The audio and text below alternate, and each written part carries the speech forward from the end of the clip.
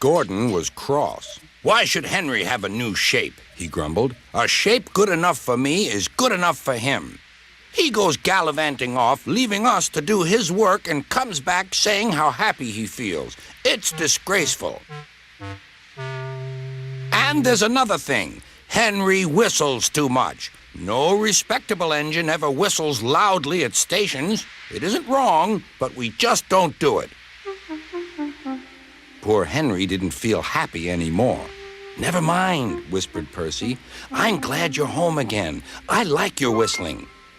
"Goodbye, Henry," called Gordon. "We're glad to have you with us again, but remember what I said."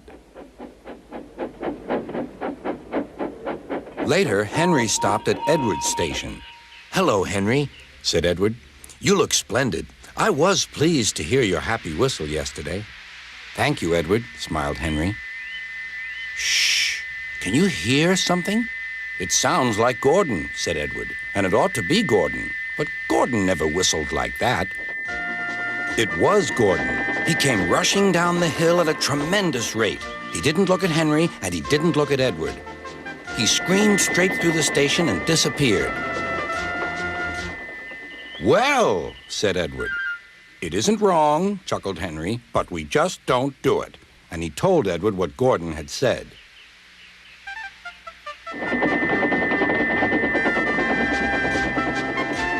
Meanwhile, Gordon screeched along the line. The noise was awful.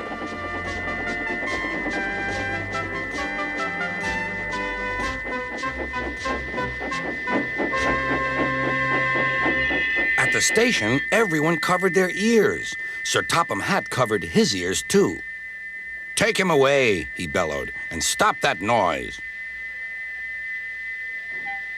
Gordon puffed sadly away, but he wouldn't stop whistling until two fitters climbed up and knocked his whistle valve in place. That night, Gordon slunk into the shed. He was glad it was empty. "It isn't wrong," murmured Henry to no one in particular, "but we just don't do it." No one mentioned whistles. Next morning, Henry was enjoying himself enormously.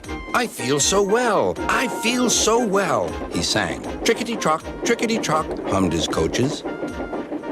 Then he saw some boys on a bridge. "Beep, beep, hello," he whistled. "Oh," he called. The boys didn't wave and take his number. They thought it fun to drop stones on him instead. "They've broken our glass! They've broken our glass!" cried the coaches. The passengers weren't hurt, but they were cross. "Call the police." "No," said the driver. "Leave it to Henry and me." "What will you do?" they asked. "Can you keep a secret?" "Yes, yes." "Well then," said the driver, "Henry is going to sneeze at those boys."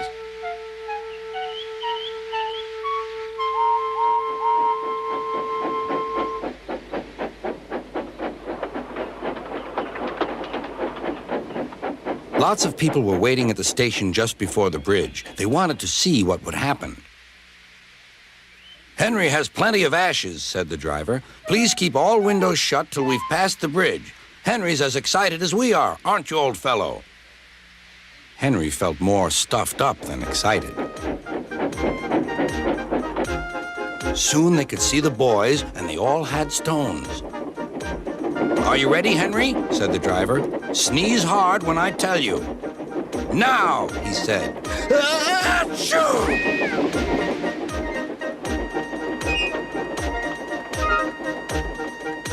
"Well done, Henry," laughed his driver.